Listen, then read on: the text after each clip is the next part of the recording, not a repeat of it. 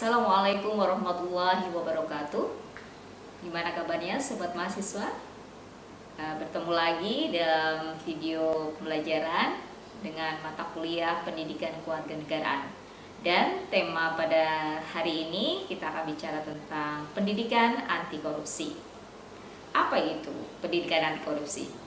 Nah, sebagai prolog awal, mungkin ini nanti yang akan menjadi starting point kita untuk melanjutkan ke sesi diskusi online dalam kelas ya. Nah, ini akan Ibu jelaskan tentang pengertian korupsi.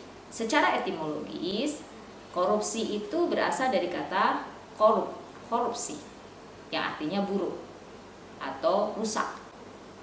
Nah, ini biasanya disangkut pautkan bagaimana dengan kekuasaan atau kepentingan pribadi.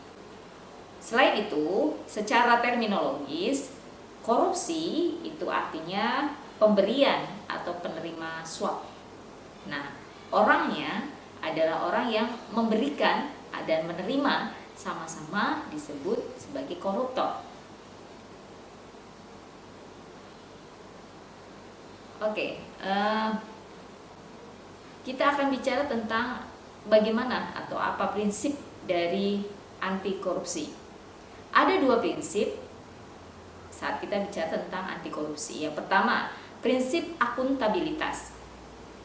Prinsip akuntabilitas ini sebagai prinsip pemecahan tindak korupsi yang membutuhkan perangkat-perangkat, membutuhkan perangkat-perangkat pendukung, baik itu berupa perundang-undangan ataupun dalam bentuk kemitraan atau dukungan masyarakat, support untuk pengentasan korupsi. Kemudian ada prinsip yang kedua adalah prinsip transparansi. Prinsip transparansi ini mengharuskan kebijakan dilakukan selama terbuka sehingga segala bentuk penyimpangan itu dapat diketahui oleh publik. Dan ini harus melibatkan masyarakat dan sektor-sektornya. Baik, kita akan bicara pula bagaimana bentuk-bentuk korupsi dan apa penyebab korupsi. Pastilah kita familiar dengan beberapa hal yang akan saya sebutkan. Yang pertama, penyuapan. Penyuapan ini adalah salah satu bentuk korupsi dimanapun itu. Nah, ada juga yang bisa mengatakan penggelapan, pemalsuan. Nah, ini bisa berupa data, bisa berupa pemalsuan keterangan dan sebagainya. Kemudian ada bentuk pemerasan dan juga ada bentuk nepotisme. Itu adalah beberapa bentuk dari korupsi. Lantas faktor apa penyebab terjadinya korupsi? Ada dua faktor, yakni faktor internal, faktor yang dari dalam, dan faktor eksternal, faktor yang dari luar atau biasa terkait dengan sistem atau kebijakan yang ada di lingkungan. Nah, kita bicara saat faktor internal, berarti kita bicara bagaimana persepsi terhadap korupsi itu sendiri. Kemudian kita pun akan bicara bahwa orang atau si pelaku terkait dengan moralitas dan integritas secara individu. Nah, untuk faktor eksternal, faktor yang ada dari luar, itu terkait dengan beberapa hal. Misalnya sistem hukum, kemudian sistem politik, ada budaya lembaga, kemudian sistem sosial, dan juga faktor ekonomi. Semua terkait. Dan inilah yang bisa menjadi pemicu dari adanya korupsi. Bicara tentang korupsi, maka kita akan menyambung bicara tentang good and clean governance. Apa itu good and clean governance? Baik, merupakan satu wacana baru dalam kosakata ilmu politik bahwa good and clean governance itu muncul pada awal 1990-an. Secara istilah, good and clean governance ini memiliki pengertian akan segala hal yang terkait dengan tindakan atau tingkah laku yang bersifat mengarahkan, mengendalikan segala urusan publik untuk mewujudkan nilai-nilai dalam kehidupan sehari-hari. Nah, apa saja yang terkait dengan prinsip good and clean governance? Yang pertama, partisipasi.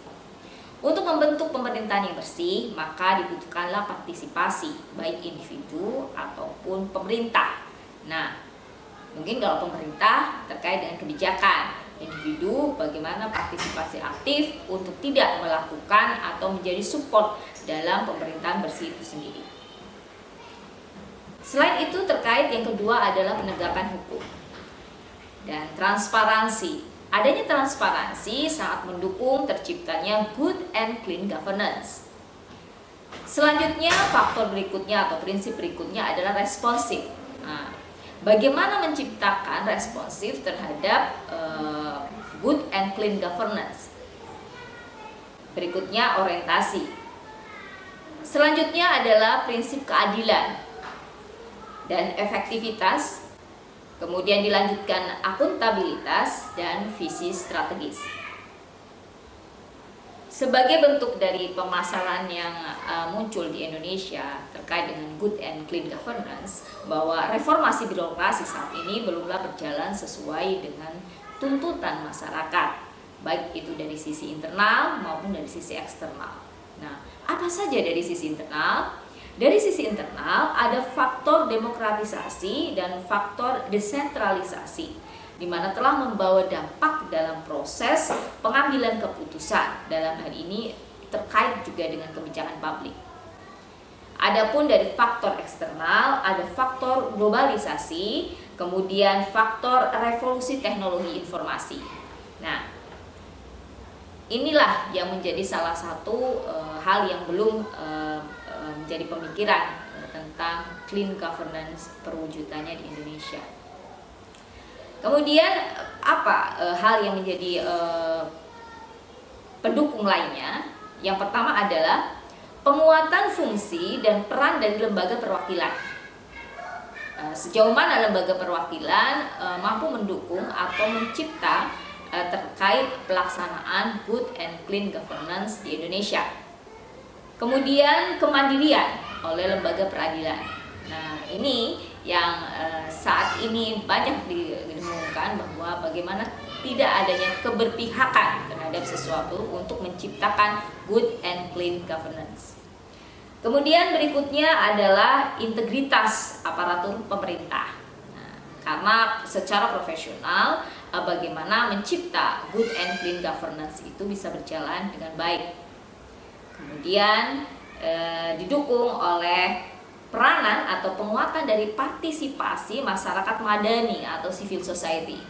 Nah, ini juga akan membangun bagaimana peningkatan kesejahteraan dalam kerangka otonomi daerah. Baik, sobat mahasiswa, itu tadi deskripsi awal kita untuk pembelajaran terkait dengan good and clean governance, atau lebih ke dalam ruang pembelajaran kita dalam pendidikan kewarganegaraan tentang bagaimana good and clean governance itu tercipta, penguatannya, serta akan kita lanjutkan dengan diskusi secara online dalam kelas online ya, terkait dengan korupsi. Baik, itu saja saya cukupkan. Terima kasih. Assalamualaikum warahmatullahi wabarakatuh.